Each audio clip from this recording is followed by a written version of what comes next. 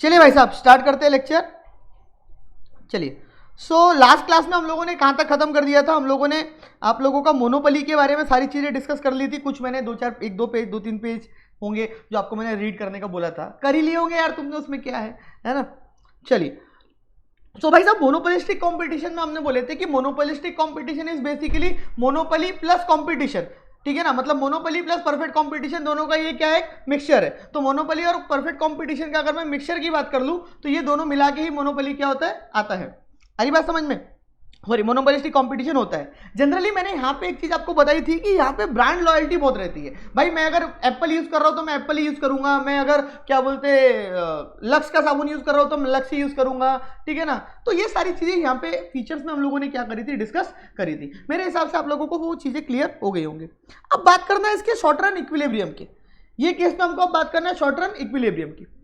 तो short term equilibrium के case में सबसे पहले इक्विलिब्रियम कब अचीव होता है, तो वो तो कंडीशन वही है, when mc is equals to mr and mc curve cut the mr curve from below and the mc cut should have positive slope। we all know that कि नीचे से ऊपर जाएगा तो वो पॉजिटिव स्लोप ही रहेगा। बट प्राइस की अगर मैं बात करूं और डिमांड कर्व की अगर मैं यहाँ पे बात करूं तो yes, price and demand curve जो है, प्राइस एंड डिमांड कर्व ये जो है यहाँ पे, ये ध्यान से मेरी बात एकदम कान लगा के सुनना, प्राइस एंड डिमांड कर्व जो है वो यहां पे कांस्टेंट नहीं रहती। सब लोग अलग अलग प्राइस चार्ज करते हैं। So it is but obvious सी बात कि व्हेनेवर अगर सब constant price, single price charge नहीं कर रहे या प्राइस कांस्टेंट नहीं है अनलाइक परफेक्ट कंपटीशन, तो बट ऑब्वियस सी बात है कि यहां पे भी कहीं ना कहीं जो प्राइस रहेंगी, अगर डिमांड बढ़ेंगी तो प्राइस कम होंगी, डिमांड कम होंगी तो प्राइस बढ़ेंगी। ऐसा उल्टा बोल दिया मैंने, प्राइस कम होंगी तो डिमांड बढ़ेंगी, प्राइस बढ़ेंगी तो डिमांड कम होंगी। तो दैट मीन्स अगेन जो डिमांड कर्व रहेगा वहां पे इनवर्स रिलेशनशिप ही होगा। और जब अगेन डिमांड कर्व में just like monopoly inverse relationship होगा तो इसका जो डिमांड कर्व होगा वो भी डाउनवर्ड स्लोपिंग होगा, वो भी क्या होगा, डाउनवर्ड स्लोपिंग, ठीक है। तो इसका जो डिमांड कर्व है that is also downward sloping. तो demand is equals to average revenue, price और डिमांड कर्व एक ही है, मतलब एवरेज रेवेन्यू और डिमांड कर्व एक ही होता है, तो वो डाउनवर्ड स्लोपिंग आपको दिख रहा है। और बट ऑब्वियस सी बात है, whenever the demand curve is whenever the average revenue is downward, मतलब गिर रहा है, डाउनवर्ड मतलब उसका कर्व डाउनवर्ड है, या एवरेज रेवेन्यू का ऐसा भी बोल सकते हैं व्हेन एवरेज रेवेन्यू कम होते जा रहा है। तो एवरेज रेवेन्यू जब कम होते जा रहा है तो उसका सिंपल सा मीनिंग हो जाता है कि व्हेनेवर एवरेज रेवेन्यू कम होते जा रहा है तो मार्जिनल रेवेन्यू भी कम होते जाएगा। और जनरली उस केस पे मार्जिनल रेवेन्यू ऑलवेज उसका हाफ रहेगा। देखो अगर एवरेज रेवेन्यू कांस्टेंट रहता, सेम रहता, तो मार्जिनल रेवेन्यू भी सेम रहता। और जब एवरेज रेवेन्यू कम होते जा रहा है तो जो मार्जिनल रेवेन्यू है वो भी क्या रहेगा, उसका हाफ ही रहेगा, वो भी क्या रहेगा, उसका हाफ ही रहेगा। क्लियर? तो diagram, from the diagram equilibrium level is the point where MC curve cuts the MR from below. We all know that is when output is equals to OQ unit. अब यहाँ पे वही बातें घुमा फिरा के बोल रहे हो कि भाई ये देखो आप, यहाँ पे आ रहा है आपका एवरेज रेवेन्यू कर्व, यहाँ पे अटेंड हो रहा है, ठीक है, यहाँ पे अटेंड हो रहा है। क्लियर? ये एक बात होगी। प्रॉफिट एंड लॉस यहाँ पे भी होता है या नहीं होता है, वही चीजें की बात है। सुपर नॉर्मल प्रॉफिट होता है, नॉर्मल प्रॉफिट समटाइम्स होता है, लॉसेस भी यहाँ पे हो सकते हैं। तो वही चीजें हमको देखने के लिए एक एक कर्व को क्या करना पड़ेगा, डिस्कस करना पड़ेगा। तो सबसे पहला कर्व हमको दिया हुआ है सुपर नॉर्मल प्रॉफिट का शॉर्ट रन में। Here the firm obtains equilibrium position OQ unit at price OP। ये जो आपका इक्विलिब्रियम पॉइंट है वो कहाँ पे अचीव हो रहा है, तो वो अचीव हो रहा है यहाँ पे, ठीक है ना। OP प्राइस पे OQ इक्विलिब्रियम अचीव हो रहा है। When AR is greater than AC, the difference between is nothing but supernormal profit. For supernormal profit, AR should be greater than AC and MC is equals to MR cutting below. ये बात तो हमको मालूम ही है। क्या यहाँ पे losses हो सकते हैं? फर्म में also incur losses where it has very low demand. उसकी प्रोडक्ट की डिमांड ही नहीं है मार्केट में, ठीक है, वो मोनोपोलिस्टिक कॉम्पिटिशन में, लेकिन प्रोडक्ट की डिमांड ही नहीं है ना। तो प्रोडक्ट की डिमांड ही नहीं है तो लॉसेस भी हो सकते हैं। तो लॉसेस होंगे कब, जब AR is less than AC होगा। हाँ, शटडाउन कब करना पड़ सकता है, वो डिपेंड करेगा, शटडाउन करना है या नहीं करना, that depends on variable cost. अगर एवरेज वेरिएबल कॉस्ट वो ले रहा है, एवरेज वेरिएबल कॉस्ट उसकी क्या हो रही है, रिकवर हो रही है, तो कोई दिक्कत नहीं। एवरेज वेरिएबल कॉस्ट भी रिकवर नहीं हो रही है तो वो क्या कर सकता है, शटडाउन कर सकता है। तुमको ऐसा नहीं लग रहा होगा मैं कल से एक ही भाषण दे रहा हूँ, तुमको मेरी बात नहीं ऐसी लग रही होंगी। मैं चाहता तो छोड़ सकता था इसको, बट अपन ऐसा करते नहीं है, ठीक है ना। और तुमने भी नहीं करना। देखो यार, हर चीज में हर चीज थोड़ी में इंपॉर्टेंट होती है पढ़ना। ये जो शेडेड एरिया है that is nothing but we all know that this is are AC, this is are AR. इन दोनों के बीच का difference is nothing but shaded area is nothing but तुम्हारा average revenue curve. This is your AC and this is again your AR. इन दोनों के बीच का shaded area is nothing but your losses. Clear. Long run की अगर मैं बात करूँ तो शॉर्ट इसमें सुपर नॉर्मल प्रॉफिट ने नॉर्मल नहीं होता है क्या? नॉर्मल प्रॉफिट यहाँ पे बहुत कम टाइम में होता है, बहुत कम टाइम होता है. ऐसा बहुत कम टाइम होगा जब यहाँ पे क्या होगा, नॉर्मल प्रॉफिट होगा. ठीक है ना. जनरली यहाँ पे ऑलवेज क्या ही रहता है, सुपर नॉर्मल प्रॉफिट ही रहता है. ठीक है. या लॉसेस हो सकता है अगर डिमांड बहुत ही कम है तो, बट ये समटाइम्स नॉर्मल प्रॉफिट भी हो सकता है. क्या लॉन्ग रन में भी सर यहाँ पे फर्म नॉर्मल प्रॉफिट अर्न करती है या सुपर नॉर्मल प्रॉफिट अर्न करती है? तो answer is effect of super normal. If firm can earn super normal profit in short run there will be an incentive for new industry to enter the industry. यहाँ पे again क्योंकि अगर firm short run में super normal profit earn कर रही है तो लोग अट्रैक्ट होंगे. लोगों को लगेगा भाई धंधा बहुत अच्छा है, हम भी यही कर लेते, इधर उधर जाने की क्या जरूरत है, ये धंधा बेस्ट है, हम यही धंधा कर लेते. तो फिर नए लोग इसमें एंटर होंगे. As more firms enter profit per firm will decrease as the total demand of the product will be shared among the large number of firms. Yes. अब कुछ लोग सोचेंगे कि सर एक चीज बताओ, नए लोग एंटर होंगे तो उससे हमको क्यों फर्क पड़ेगा? यहाँ पे तो सर प्रोडक्ट डिफरेंशिएशन है, हर बंदा अलग अलग प्रोडक्ट बेच रहा है. आप अलग बेच रहे हो, मैं अलग बेच रहा हूँ, ये अलग वो अलग. माना ना, तू भी साबुन बेच रहे है, मैं भी साबुन बेच रहा हूँ, ये भी साबुन बेच रहा है, वो भी साबुन बेच रहा है, हम सब साबुन ही बेच रहे हैं. मैं मानता हूँ ना, मैं कहाँ मना कर रहा हूँ कि हमारे प्रोडक्ट में अलग नहीं है, डिफरेंशिएशन है, बट यूज तो एक ही है ना. पहले जो लड़के लोग लक्स ही वापर लेते थे या लाइफ बॉय वापर लेते थे, अब लड़कों के लिए एक अलग इंडस्ट्री खड़ी हो गई है, वाइल्ड स्टोन. आगे तुमको पता है क्या इसका है. तो फिर उस केस में क्या उधर लोग शिफ्ट नहीं होंगे क्या? बिल्कुल होंगे. तो ये नहीं है कि लोग प्रोडक्ट डिफरेंशिएशन है तो इसका मतलब दूसरी तरफ नहीं शिफ्ट नहीं होंगे, लोग बिल्कुल होंगे. तो अगेन लार्ज प्रॉफिट दिखेगा, सुपर नॉर्मल प्रॉफिट दिखेगा तो लोगों के लिए लुक्रेटिव इंडस्ट्री बन जाएंगी, लोग ज्यादा से ज्यादा एंटर होने की कोशिश. This will happen till the profits are wiped away and all the firms are super normal profit. उसके बाद ऐसा हो जाएगा कि ऑटोमेटिकली सारे लोग नॉर्मल प्रॉफिट क्या करेंगे, यहाँ पे अर्न करेंगे. तो अगर मैं लॉन्ग रन की यहाँ पे बात करता हूँ तो लॉन्ग रन का एवरेज रेवेन्यू कर्व और एवरेज कॉस्ट कर्व दोनों क्या है, सेम. तो AC is equals to AR. Rather मैं इसको ऐसा बोलूँ, LMC is equals to LMR. मैं mistake sorry, LAC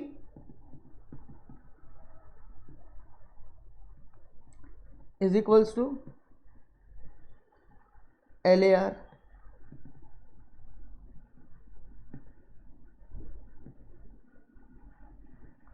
Clear? Effect of losses. In case of losses in the short run, the loss making firm will exit from the market.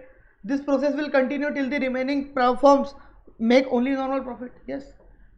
In case of losses short run में हो सकते हैं लेकिन long run में losses नहीं होंगे, firm exit कर जाएंगी. तो ऑटोमेटिकली जो बची हुई फर्म्स होंगी, क्योंकि बहुत सारी फर्म जिसको लॉसेज हो रहे हैं वो एग्जिट कर चुकी है, तो जो फर्म एग्जिस्टिंग होंगी बचेंगी वो बेसिकली क्या करेंगी, नॉर्मल प्रॉफिट अर्न करेंगी. तो और क्या चीज जीवन नॉर्मल प्रॉफिट अर्न होगा. Conclusion. Thus, in the long run, all the firms in monopolistic competitive industry earn only normal profit. We all know that. Non-optimum firm. In the long run, the firm has excess capacity. Long run में that is producing a lower quantity than the full capacity level. In the above diagram, the firm can expand output OQ1 से O2 वो अपनी cost अगर reduce करना चाहती है तो बढ़ा सकती है यहाँ पे. So under monopolistic competition the firm is not under optimum firm. अब पेपर में ये चीज पूछ सकते हैं, ठीक है ना. यहाँ पे भी ऑप्टिमम नहीं रह सकती फर्म, ठीक है ना. कोई ऑप्टिमम फर्म यहाँ पे भी नहीं रहेंगी मोनोपोलिस्टिक में. इवन मोनोपोली में हम कल बात कर रहे थे जो, वहाँ पे भी फर्म क्या नहीं रहेंगी, ऑप्टिमम लेवल पे नहीं रहेंगी. आपको ऐसा नहीं लगा कि मोनोपोलिस्टिक कॉम्पिटिशन और मोनोपोली ऑलमोस्ट सेम जैसी, कुछ भी अलग नहीं था, एक जैसा. परफेक्ट कॉम्पिटिशन में एक चीज अलग थी कि वहाँ पे स्ट्रेट लाइन कर्व था, मतलब यूनिफॉर्म प्राइस थी, that's it. So I hope आप लोगों को ये सारे जो बाइफर्केशंस है ये अच्छे से समझ आए होंगे, है ना. आई होप ये आपको अच्छे से समझ आए होंगे. Got it. अब ये चैप्टर का एकदम आखिरी छोर आ गया है भाई, that is oligopoly.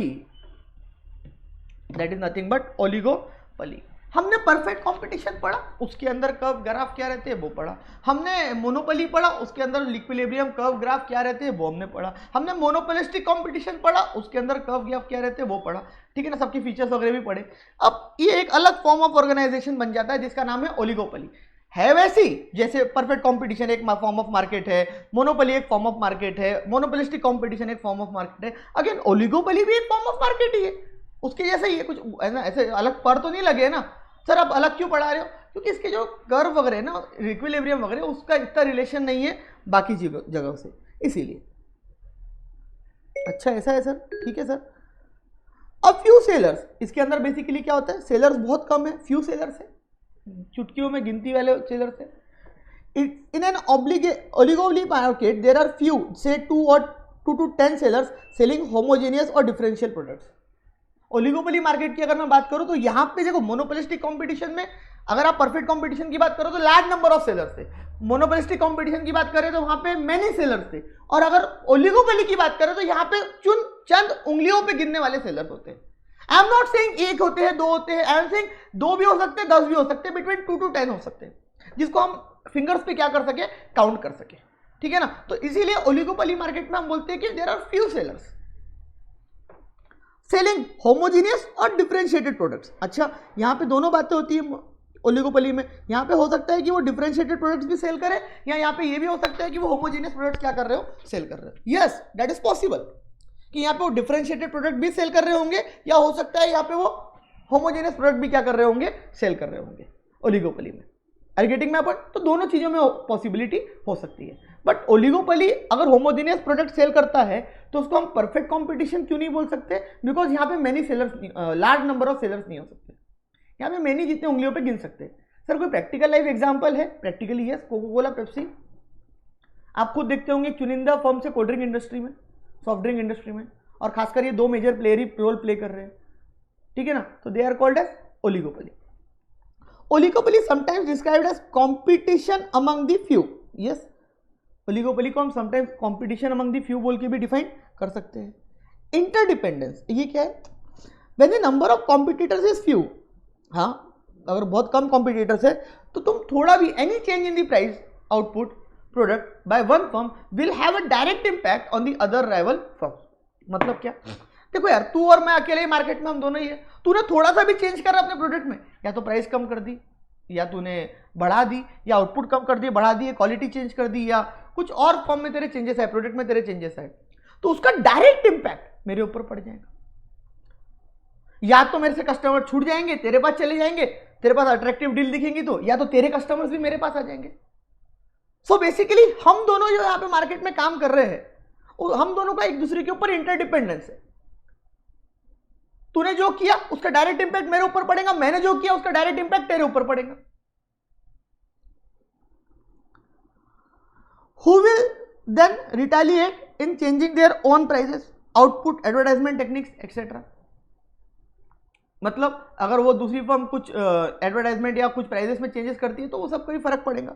So an oligopolistic firms must consider not only the market demand for the industry but also the reactions of the other firms in the industry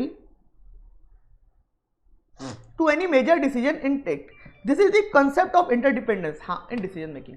अब ये बात तो ये है कि मैं को मार्केट को तो करना ही है, मेरे को तो मार्केट को क्या करना ही है, ध्यान रखना ही है, इंडस्ट्री को तो ध्यान रखना ही है, बट उसके साथ साथ मेरे को अपनी जो दूसरी कॉम्पिटिटर फर्म है, 2, 4, 5 जो भी है, उनका भी अपने डिसीजन लेते समय क्या करना है, ध्यान रखना है, ताकि ऐसा ना हो जाए कि मैंने कोई डिसीजन ले लिया जिससे उसका फायदा हो जाए, ठीक है ना, और मेरा नुकसान हो जाए। तो डिसीजन मेकिंग के समय इंटरडिपेंडेंस जो बोला जाता है उसका मतलब ये होता है कि हम दूसरी फर्म को भी ध्यान में रख के अपने डिसीजंस क्या कर रहे हैं, ले रहे हैं। अगर हम दूसरी फर्म को ध्यान में रख के अपने डिसीजंस नहीं लेंगे तो हमको बहुत बड़ा नुकसान या खामियाजा भुगतना पड़ सकता है। Non price competition and impact advertisement cost. Various firms in an oligopoly have to employ aggressive as well as defensive marketing weapons tools so as to gain a greater share in the market and at least maintain their share. Yes, अब आप देखते होंगे Pepsi, Coco Cola, इसके अंदर तो भाई ऐसे ही होता है ना, सारा का सारा आधे से ज्यादा पैसा इवन एडवर्टाइजमेंट के ऊपर खर्चा करते हैं लोग। वो पानी, काला पानी क्या बनता होगा, 1 रुपये 2 रुपये का बनता हूँ। मेरे को याद है मैं एक बार पेप्सी कंपनी के ऑडिट पे गया था, एक्चुअली मैं उनकी फैक्ट्री विजिट पे ऑडिट पे गया था, स्टॉक ऑडिट पे चेक करना बैंक की तरफ से। तो मैंने पूछा था वहाँ के मैनेजर को, बात को काफ़ी टाइम हो गया, तो उसको पूछा था भाई क्या कॉस्ट आती तुमको, तो सर कॉस्ट क्या, पानी तो है बोले, कुछ उसके अंदर पेप्सी की तरफ से आते हैं, वो क्या बोलते हैं, रॉ मटेरियल टाइप आता है उनका, पाउडर टाइप, और सब उन्होंने दिखाया था मेरे को प्लांट वगैरह। तो वहाँ पे हम डिस्कस किए तो क्या कॉस्ट आती होंगी, ज्यादा में ज्यादा 80 पैसे, 1 रुपये, उस समय की बात बता रहा हूँ, अभी नहीं मालूम क्या है भाई, 1 रुपये बड़ी होंगी और क्या, चलो ना 2 रुपये ले लो ना, और क्या। बेचते कितने की? 10 रुपये की छोटी बॉटल। अब 4-5 रुपये तो उसमें वो जो उसकी ऐड करते, कौन कौन है ऐड करने वाले, रणबीर एंड ये कौन कौन है वो सब, उन लोगों को दिए जाते हैं। मतलब ज्यादा से ज्यादा ये लोग मार्केटिंग कैंपेन करते हैं ताकि अपना शेयर मेंटेन कर पाए मार्केट में, या ज्यादा ग्रेटर शेयर मार्केट का क्या कर पाए, अपने तरफ कैटर कर पाए। देखो ये थोड़ा सा ना यहाँ पे लॉयल्टी बहुत रहती है अगर ब्रांड के प्रति, लेकिन इंडिया में अगर मार्केट खींचना है तो जितनी ज्यादा एडवर्टाइजमेंट रहेंगी उतनी ज्यादा मार्केटिंग आप करोगे, उतनी ज्यादा आप मार्केट खींच सकते हैं।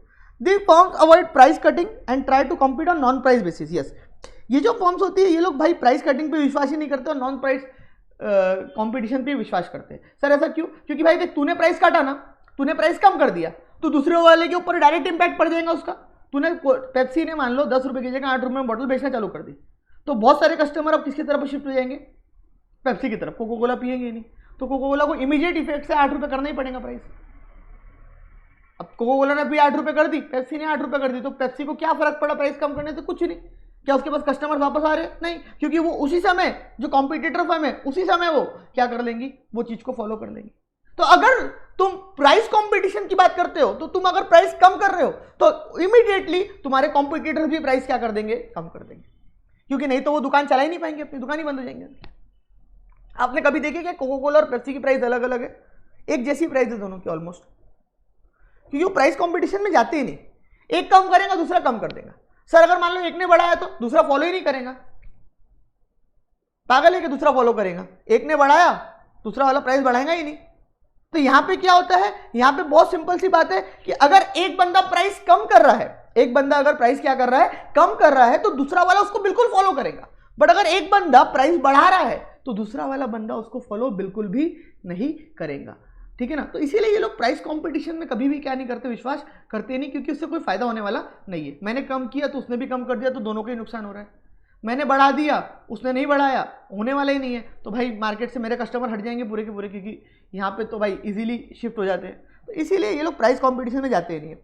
If they engage in price competition there will be a war which will drive a few firms out of the market since customer will try to buy from the seller selling at the cheaper rates।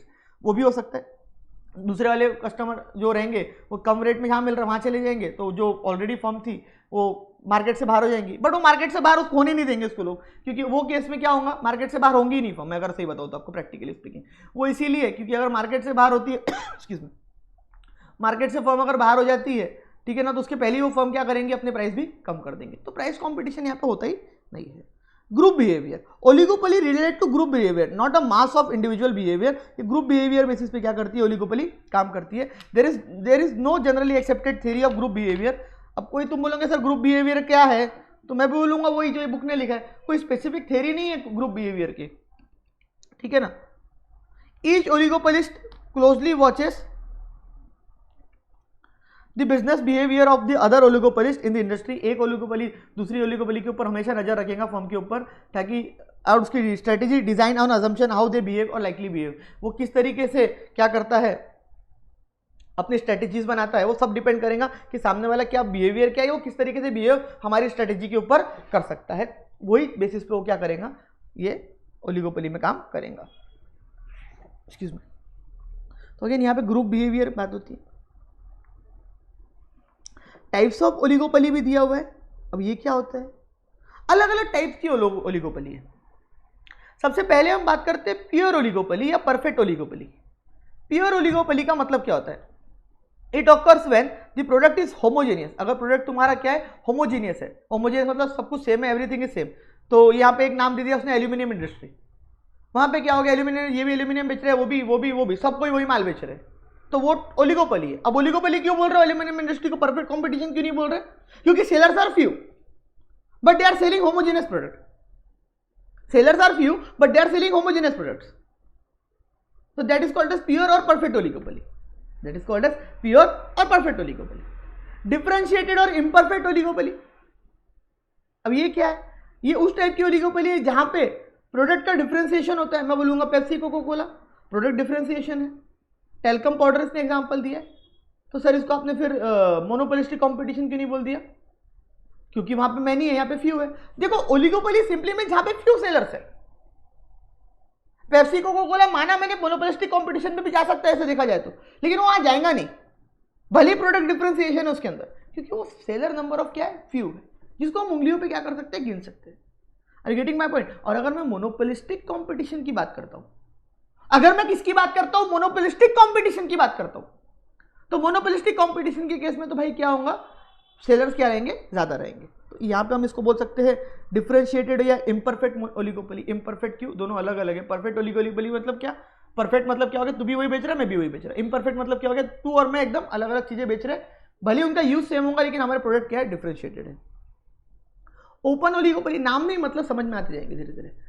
New forms can enter into the market,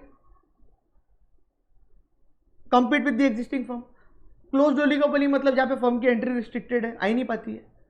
अब देखो close oligopoly तुम, open वाली तो तुम समझ गए होंगे कि जा सकते, क्लोज वाली तुम बोलोगे सर यहाँ पे तो मोनोपोली का पॉइंट क्रिएट हो गया। हाँ, लेकिन कई बार क्या होता है ना, इतनी बड़ी बड़ी इंडस्ट्री रहती है, जैसे एक सीमेंट कंपनी है, जैसे मैं बोलता हूँ आपको।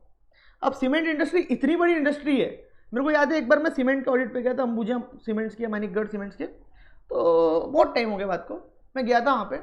तो उसने ना अपनी पूरी फैक्ट्री घुमाया, मजाक नहीं करो, उसने पूरी फैक्ट्री, अपनी आधी फैक्ट्री से ज़्यादा मेरे को, उनको बुलेरो उनकी थी, उसमें घूमना पड़ा था कार में, मतलब उनकी कार में हमने फैक्ट्री घूमे थे। तुम बोलोगे सर क्या मजाक कर रहे, हाँ, माइन से पूरा सीमेंट बनते हुए आता है, उसके अलग अलग अलग अलग इतनी बड़ी फैक्ट्री है कि वो तुम पैदल घूम ही नहीं सकते, बहुत थक जाओगे। अलग अलग उसके अलग यूनिट से, अलग अलग प्लांट्स, यहाँ पे अलग अलग काम होता है। उसने पूरा एक एक चीज़ समझाया, एक चीज़ बताया। ऑडिटर्स थे, वहीं का ऑडिट कर रहे थे, ऑडिटर्स थे, तो बताना ही था। फिर भी मैंने उसको, एक मन में सवाल रहता है ना, जब क्यूरियोसिटी रहती है। तो आर्टिकलशिप के दौरान की बात बता रही है तो मैं आपको, आर्टिकलशिप की क्यूरियोसिटी रहती है उस समय, बच्चे दिमाग रहता है, छोटा दिमाग रहता है, दिमाग उस टाइम में क्या होता है कि हम क्यूरियोसिटी रहती है। मैंने उसको ऐसी मजाक में पूछ लिया, मैंने पूछा सर एक चीज़ बताओ, आप हमको इतनी चीज़ें घुमा रहे, इतना बता रहे, पूरी अपनी टेक्निक वेक्निक बता रहे, किस तरीके से बनता है वो बनता है, क्या इसको कोई, आप सबको जैसे दिखाते होंगे तो कि इसको कॉपी नहीं कर लेगा कोई, खुद नहीं बना लेगा सीमेंट? बोलेगा सर बना लो ना, वो तो मेरे को भी बोला सर बना लो ना। अच्छा, बोले इतनी इजीली पूछ रहा है, मेरे को लगा कुछ गड़बड़ है। मैंने पूछा सर कितना खर्चा आता होगा? बोले कुछ नहीं, उस समय की बात है, वो टाइम हो गया बात को, 1600 करोड़ रुपए प्लांट डालने का खर्चा। कितने का? 1600 करोड़ रुपए उसने बताया था जो मेरे को। अपन समझ गए उसने क्यों घुमाया। हम एंट्री ले नहीं सकते ना इतनी बड़ी इंडस्ट्री में, आसानी नहीं है ना एंट्री लेना नए बंदों के लिए, पैसा इतना ज्यादा लग जाता है। तो कई बार क्या होता है ना, जो क्लोज्ड ओलिगोपोली होती है वो जरूरी नहीं कि गवर्नमेंट के रिस्ट्रिक्शंस की वजह से ही हो, वो इस वजह से भी कई बार हो सकती है क्योंकि वहां पे इतना पैसा लगता है कि दूसरा बंदा एंट्री ना कर पाए। अब अगर लोग बोलेंगे सॉफ्ट ड्रिंक इंडस्ट्री, तुम बोलोगे ओपन ओलिगोपोली, जाओ लड़ लो पेप्सी से, मैं भी बोलूंगा हाँ ठीक है लड़ लो, पर तुम जाके देखना कभी कभी मार्केट में आज तक तुमने सोचे कभी कि पेप्सी और कोका कोला के अलावा कोई तीसरा ब्रांड क्यों नहीं चलता? अब कुछ लोग चले जाएंगे, थम्स अप चलती ना, स्प्राइट चलती, वो भाई सब ब्रांड पेप्सी और कोका कोला की है। इवन थम्स अप इंडिया का ब्रांड था, बट उसको कोका कोला ने एक्वायर कर लिया था बाद में, तो वो पनप नहीं देते ये दोनों कंपनी किसी और को मार्केट में, सवाल ही नहीं पैदा होता ये पनपने और किसी को दे। छोटी मोटी कंपनी आपको दिखेंगी ही नहीं मार्केट में कभी। Are you getting my point? ये सारी बात है। Cohesive oligopoly. Few forms of the oligopolistic market came to a common understanding or at a coalition with each other with fixing price and output. Cohesive oligopoly का मतलब क्या हो गया भाई, यहाँ पे ये लोग क्या करते हैं, अपनी कार्टेल बनाते हैं। बेसिकली कार्टेल मतलब क्या, ये लोग मिलजुल के काम करते हैं। मतलब 4-5 फर्म्स है, चारों पांचों बोलती है तू सुनना यार इधर आ, तू भी इधर आ, तू भी इधर आ, अपन चारों बैठते हाई कॉम्पिटिशन कर रहे हैं अपन, और मिल के ये लोग क्या करते हैं, मार्केट को मैनिपुलेट करते हैं। प्राइस ज्यादा फिक्स कर लेंगे, आउटपुट फिक्स कर लेंगे, और पहले ही बोल देंगे देख भाई कोई प्राइस वाइस कम बंद करना, अपन 10,000 की चीजें ना अपन 20,000 में बेचेंगे, तू भी कमा मैं भी कमाऊंगा, तू भी कमा मैं भी, अपन नहीं लड़ते इसमें ये सब में। तो ये लोगों ने क्या कर ली, मिली भगत कर ली। अब तू इसके पास जा, इसके पास जा, इसके पास जा, इसके पास जा, बोले कस्टमर जिसके पास आया उसका, तो कस्टमर जिसके पास गया उसका कस्टमर हो गया, तूने भी प्रॉफिट कमाया मैंने भी प्रॉफिट कमाया, नुकसान किसका हुआ, बेचारे कस्टमर का। तो ऐसा भी पॉसिबल है। Competitive oligopoly, in the absence of understanding among the firms, अगर फर्म्स के आपस में अंडरस्टैंडिंग नहीं है तो वो केस में कंपटीशन ऑटोमेटिकली क्या हो जाता है, क्रिएट हो जाता है। तो एक दूसरे की फर्म क्या बन जाती है, कंपटीशन।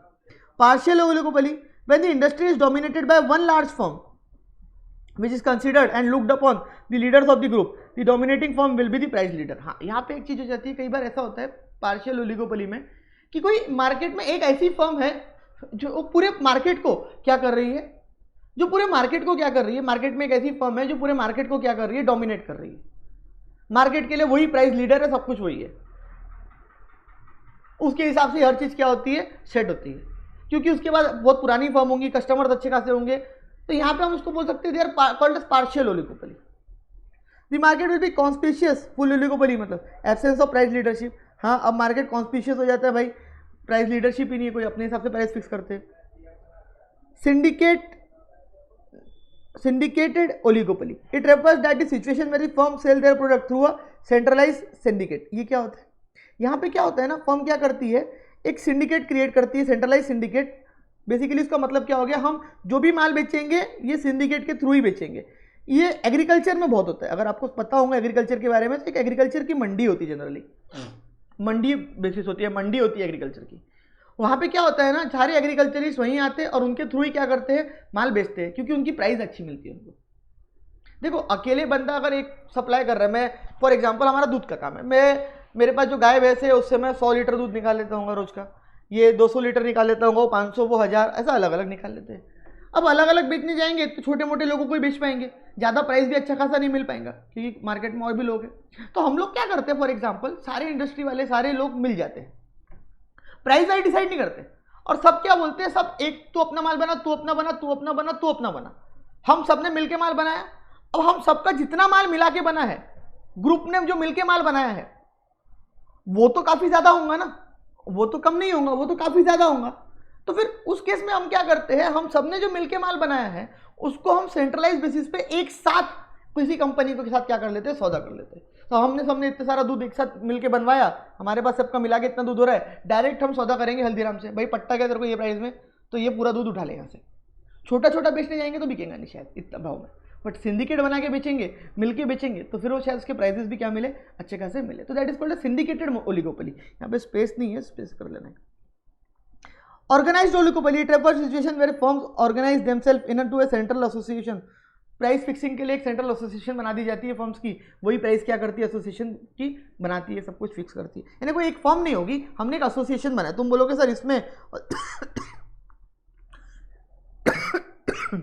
और पार्शियल ओलिगोपोली में क्या डिफरेंस है? इसमें और पार्शियल ओलिगोपोली में सिर्फ इतना सा डिफरेंस है कि अगर मैं इसकी और पार्शियल ओलिगोपोली की बात करूं, तो इसके अंदर और पार्शियल ओलिगोपोली जो है उसके अंदर सिर्फ पार्शियल ओलिगोपोली में एक सिंगल फर्म वर्क करती है, और इसके अंदर अगर मैं बात करूं तो सेंट्रल एसोसिएशन मिल के सारी फर्म्स एक एसोसिएशन बनाती है अपने वोट्स के हिसाब से, अपने हिसाब से, और वो एसोसिएशन सब कुछ डिसाइड करती है। यहाँ पे हम बनाते नहीं है, ऑटोमेटिकली एक कोई फर्म जो प्राइस लीडर बन के घूमती है मार्केट में, डोमिनेट करती है बाकी फर्म्स को, वो ऑटोमेटिकली डोमिनेट करना चालू कर देती है ड्यू टू उसका रुतबा, वो अपने फील्ड की टॉप है इसीलिए।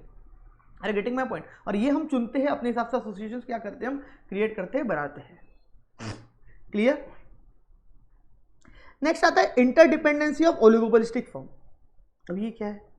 When an oligopolistic firm changes its price, the rival firm will retaliate and react and change their prices, which in turn would affect the demand of the former price firm. हाँ, एक firm ने अगर क्या करी, price कम करी, दूसरी firm react मार देंगी, दूसरी फर्म उसी समय क्या करेंगे, रिटेलिएट करेंगे, रिएक्ट कर देंगी, वो भी फर्म चेंज कर देंगी, प्राइस चेंज कर देंगे। तो उससे फायदा क्या हुआ फिर फर्म का प्राइस चेंज करने का?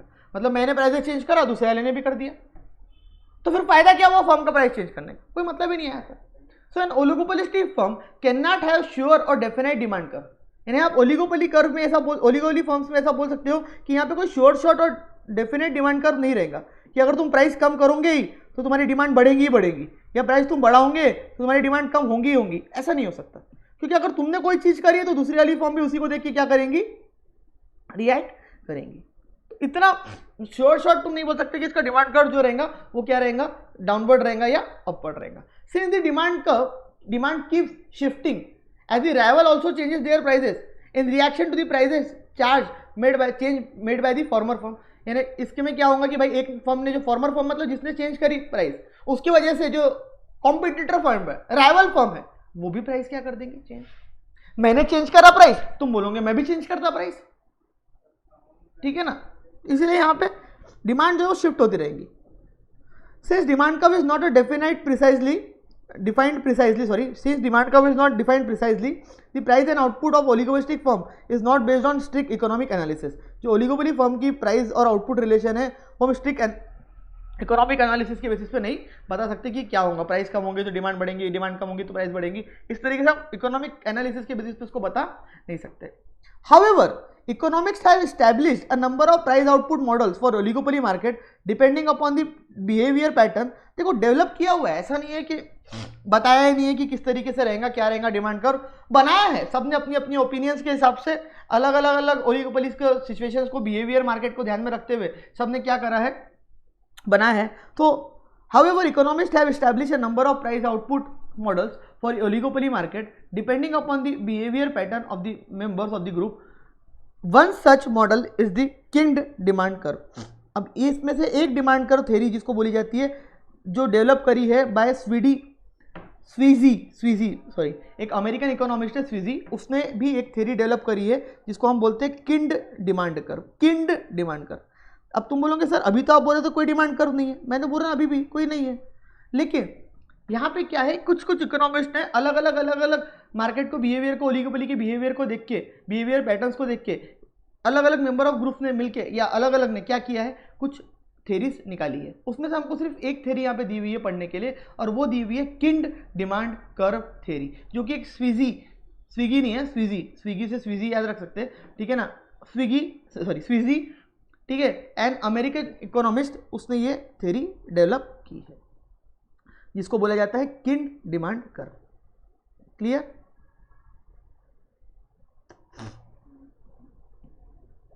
समझा या नहीं समझा? अच्छा एक मिनट, आज अपना इकोनॉमिक्स चलेगा कंटिन्यूशन में जब तक ये चैप्टर अभी खत्म नहीं होता, ठीक है, और स्टैट्स तो भी रेगुलर होता ही है, कल से और रेगुलर होगा क्योंकि इकोनॉमिक्स सब खत्म हो गया है ऑलमोस्ट, सिर्फ एक छोटा सा चैप्टर बचा है बिजनेस साइकिल का जो हमारा हो जाएगा जल्दी से, ठीक है ना, तो शायद थोड़ा सा हम लंबा भी ले स्टैट्स को धीरे धीरे, और स्टैट्स भी हमारे ज़्यादा टाइम में लगेगा नहीं, खत्म हो जाएगा। क्लियर? तो खैर, तो इसलिए आज मैं चैप्टर खत्म कर रहा हूँ, इसलिए मैं चाहूँगा कि आप लोग ना इसको थोड़ा सा ज़्यादा पूरे अच्छे से आज पढ़ ले, मतलब इसके एक क्लास के एक्स्ट्रा टाइम दे के आप जितना पूरा चैप्टर है उसको अच्छे से एक बार क्या कर ले, पढ़ ले। I request on that note, और MCQs भी जो मैं आपको भेज दूंगा, आप लोगों के होंगे या तो मैं ग्रुप में भेज दूंगा, ठीक है ना, आज या कल आ जाएंगे आपको MCQs, ठीक है, बट आज थोड़ा सा ना इसको अच्छे से आप लोग कर लेना पूरे चैप्टर को। देखो आपने एक चैप्टर में करेक्ट समझ ही लिए होंगे क्या है, तो वो आप लोग प्लीज़ कर लेना, तो आप लोगों को फायदा ज़्यादा होगा, ठीक है। The most popular explanation given by the American economist Paul A. Sweezy, hence this explanation for determining the price of this oligopoly market falls from called Sweezy's model, but actually में उसको किंड डिमांड कर्व बोला जाता है। स्वीजी ने model दिया था, effect of price reduction by one oligopolist. अब यहाँ पे वो बता रहा है स्वीजी अलग अलग चीज़ें, पहले वो बता रहा है प्राइस रिडक्शन का क्या इफेक्ट होता है, दूसरा वो बता रहा है प्राइस इंक्रीज का क्या इफेक्ट होता है, यानी अगर एक ओलिगोपोलिस्ट मतलब एक ओलिगोपोली फर्म अगर प्राइस कम कर देती है तो उसका क्या रिएक्शन निकलता है, दूसरा वो बता रहा है कि अगर एक ओलिगोपोली फर्म प्राइस बढ़ा देती है, इंक्रीज कर देती है तो उसका क्या इंपैक्ट पड़ता है, ये वो चीज क्या कर रहा है, समझा रहा है। तो each oligopolistic firms believe that if it is lower the price below the prevailing level, जो मार्केट में चल रहा है उससे अगर हम प्राइस कम कर देते हैं तो the competitors will follow that firm and will accordingly lower the prices. मतलब यहाँ पे क्या होगा, अगर तुम प्राइस कम करोगे तो बट ऑब्वियस सी बात है कॉम्पिटिटर्स तुमको फॉलो करेंगे और वो भी अपनी प्राइसेस क्या कर देंगे, कम कर देंगे। Its competitors start feeling that if they don't not follow the price cut their own customer will move away and buy from the firm which have lower prices. हाँ, उसका कॉम्पिटिटर फील करना चालू कर देंगे, भाई मैंने अगर प्राइस कम नहीं किया तो मेरे कॉम्पिटिटर्स जो ये मेरे कस्टमर है वो मेरे कॉम्पिटिटर के पास चले जाएंगे और वहीं से प्राइस खरीदेंगे। So to maintain their own customers competitor firm will also lower the prices. अपने कस्टमर्स को मेंटेन करने के लिए, जो ऑलरेडी एग्जिस्टिंग कस्टमर है उसको मेंटेन करने के लिए कहीं वो वापस से दूसरे के पास ना चले जाए, क्यों, क्योंकि उसने प्राइस कम किया इसीलिए, तो वो क्या कर देंगे भाई, अपनी प्राइस को कम कर देंगे। मैं बोला ना मजबूरी है, ऑप्शन नहीं है, मजबूरी है। Hence, if the oligopolistic firm reduces the price, the demand will be inelastic। यानी यहाँ पे क्या हो रहा है, if the firm will reduce the price, the demand will be inelastic और less elastic। Sir inelastic less elastic मतलब क्या? अबे जब ओलिगोपोलिस्टिक फर्म प्राइस चेंज करेंगी तो प्राइस के चेंज होने से भी डिमांड में इतना बड़ा इंपैक्ट नहीं आएगा, या शायद हो सकता है इंपैक्ट आए ना, इसीलिए वो इनइलास्टिक भी बोल रहा है और लेस इलास्टिक भी बोल रहा है। यानी कुछ केसेस में थोड़ा बहुत फर्क आ सकता है इसीलिए लेस इलास्टिक, कुछ केसेस में बिल्कुल फर्क ना है इसीलिए वो क्या बोल रहा है, इनइलास्टिक।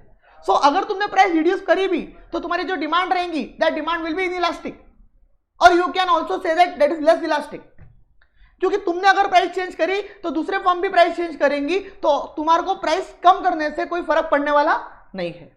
तो तुम्हारे कस्टमर जो है तुम्हारे पास, वो तुम्हारे पास कस्टमर नए वाले आने वाले नहीं है, ठीक है ना। तो तुम्हारी देखो इनइलास्टिक और लेस इलास्टिक हम कब बोलते हैं आपको मालूम है। इनइलास्टिक का मतलब क्या होता है, प्राइस में चेंज होने से कोई फर्क डिमांड में पड़ ही नहीं रहा है, तो यहाँ पे आप प्राइस चेंज कर रहे हो, डिमांड में कोई फर्क ही नहीं पड़ रहा है, या पड़ भी रहा है तो बहुत कम पड़ रहा है, तो इसलिए हम उसको लेस इलास्टिक बोल सकते हैं। तो demand curve in such cases will become more steeper and very little increase in sales quantity can be obtained by reduction of price. बहुत रेयर छोटी मोटी क्वांटिटी आप मतलब क्या बोल सकते हो आपकी इंक्रीज होंगी, अदरवाइज वो भी शायद ना हो। क्यों नहीं होंगी, क्योंकि कॉम्पिटिटर्स आपको क्या करेंगे, फॉलो करना चालू कर देंगे।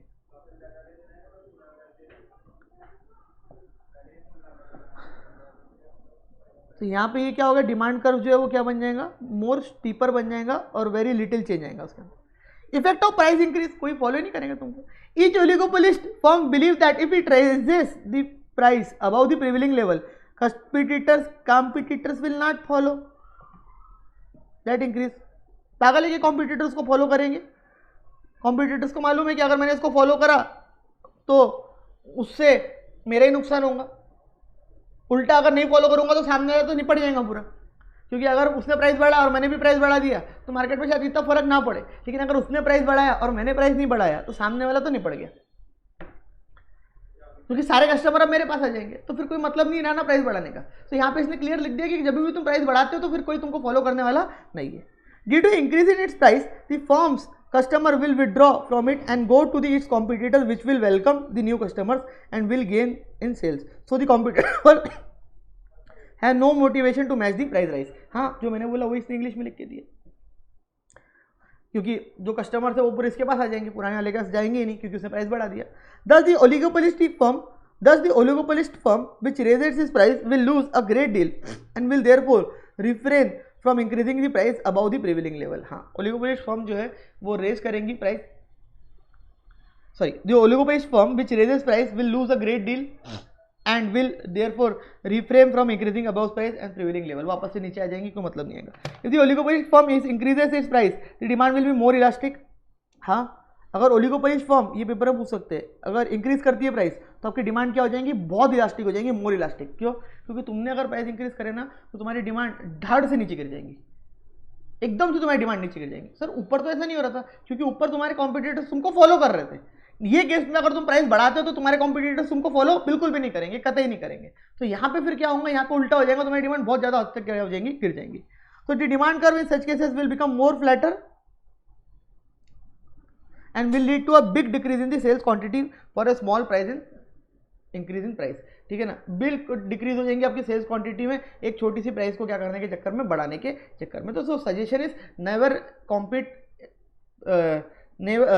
सो सजेशन इज सिंपल कि देयर प्राइस कॉम्पिटिशन नहीं रखना चाहिए हमने ओलिगोपोली में, कोई फायदा उससे होने वाला नहीं। Sticky prices and king demand curve, वो स्टिकी की जो प्राइसेस, स्टिकी प्राइसेस है सॉरी, उसकी king demand curve. Each oligopolist firm will thus adhere to prevailing price since there is no gain in changing, so a king will form in the demand curve at the prevailing price.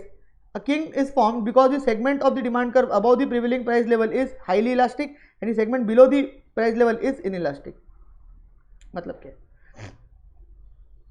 देखो समझो बात को, एक diagram बना के समझा देता हूँ। किंग डिमांड कर्व यहाँ से समझेगा नहीं तो। ओलिगोपोलिस्ट में क्या रहता है, किंग डिमांड कर्व। क्यों किंग डिमांड कर्व रहता है, तो उसका बहुत सिंपल सा रीजन है, एक डंडी इधर एक डंडी इधर, ये आ गया मेरा एक गावरानी कर्व। अब यहां पे समझो बात को क्या होगा,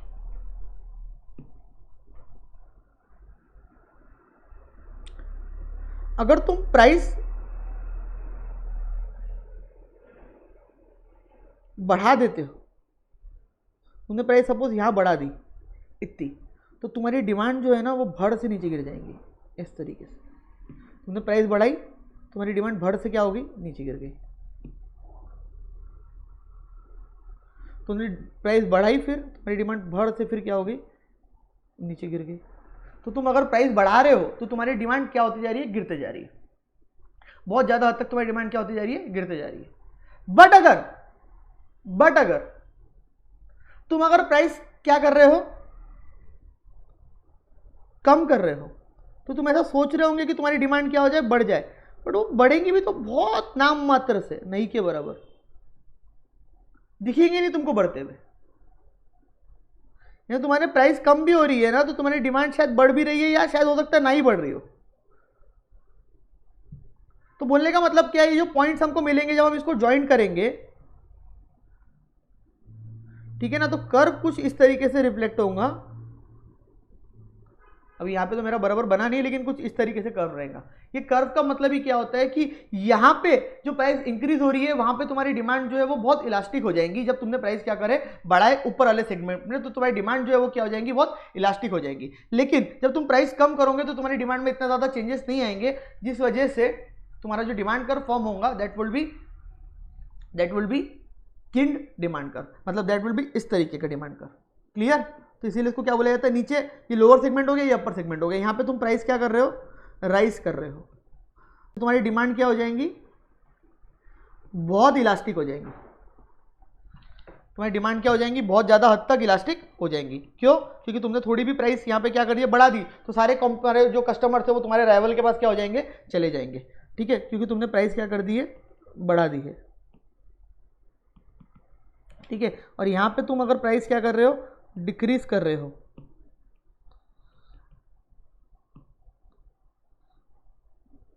सो डिमांड जो रहेंगी वो क्या रहेंगी,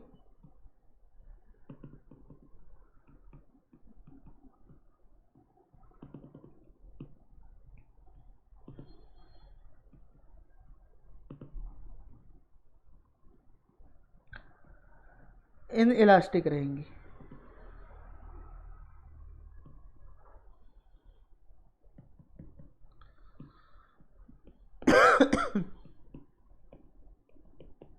क्लियर? डिमांड क्या रहेंगी, इन इलास्टिक रहेंगी। तो इस तरीके से तुम्हारा सिचुएशन चलेगा। ये क्यों? तो reason is simple, competitor will not follow, यानी तुमने बढ़ाया तो वो बढ़ाएंगे बिल्कुल भी नहीं।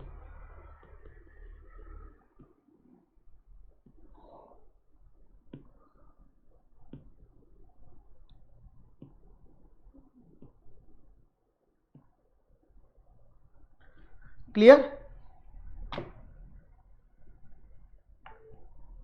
और यहां पे कॉम्पिटिटर विल फॉलो लिख दो।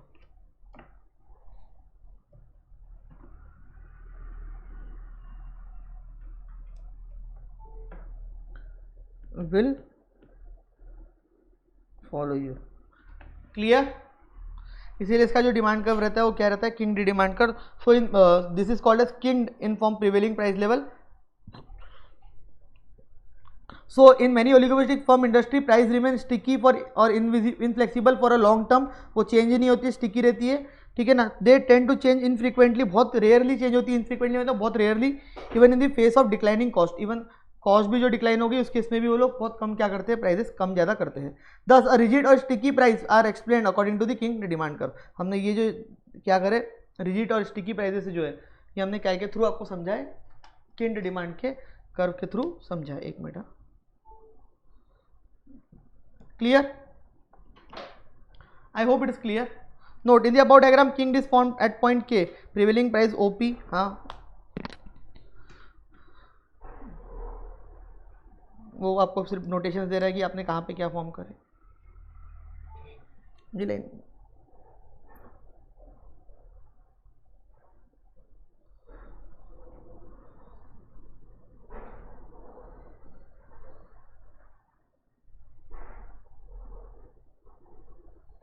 क्लियर?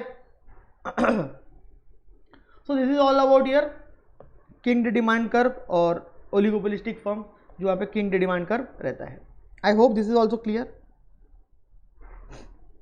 आई होप आपको ये 4th यूनिट प्रॉपर तरीके से समझ में आया होगा, इसमें कुछ खास लगा नहीं होगा, बट इंपॉर्टेंट पेपर के लिए बहुत है। ठीक है ना? ठीक है, सो इसके एमसीक्यूज मिल जाएंगे आज या कल में, कल तक शायद तक मैं प्रोवाइड कर दूंगा आपके इसमें ड्राइव में, टेलीग्राम पे। ठीक है ना? Thank you so much guys. Next class में फिर लास्ट चैप्टर हमारा बिजनेस साइकिल जो है वो स्टार्ट करेंगे, थियोरेटिकल चैप्टर है पूरी तरीके से। ठीक है, मिलते हैं नेक्स्ट क्लास में। Thank you so much, bye bye, bye bye guys, bye bye. अच्छा लगा हो तो लाइक शेयर कमेंट।